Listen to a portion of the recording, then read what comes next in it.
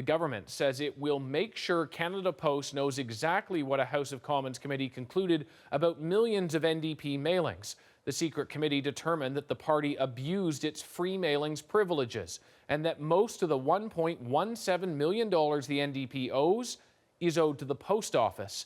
Our senior correspondent, Terry Malewski, has that story tonight. Terry.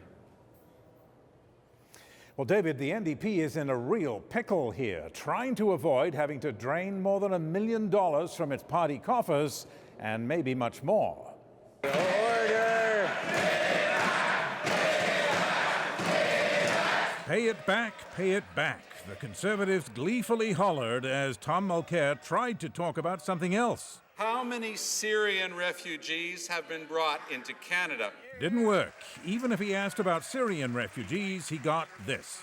The real question that Canadians are asking is when the NDP is going to return public money that it took completely illicitly to use on partisan mailing and partisan offices under the guise of parliamentary spending. It's all about a flood of NDP mailings, which the Conservatives and the Liberals have jointly branded as using taxpayers' money for partisan gain.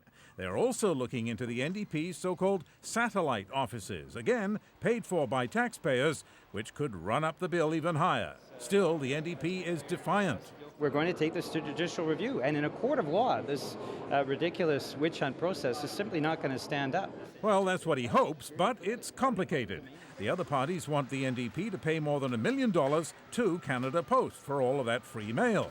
The NDP argues that the other parties use free mail in the same way. Does anyone really believe that the Conservatives and Liberals didn't do this? You know, everyone knows that they were doing this. So what is this about? It's about politics. When the Liberals and Conservatives allow for a study into their own mailings, then we'll have a conversation. Until then, it's the hypocrisy that Canadians won't tolerate. But what about Canada Post? So far, it has not confirmed that it will demand the money, although the minister responsible is egging it on. I spoke to the CEO of Canada Post to ensure that he understood what was happening. He does indeed. They take it very seriously, and they will be developing a plan to deal with the situation. But of course, developing a plan is not quite the same as chanting, pay it back. And Canada Post itself merely says it is conducting a detailed review. But the other parties are not so cautious. They want to hit the NDP with another huge bill for those satellite offices.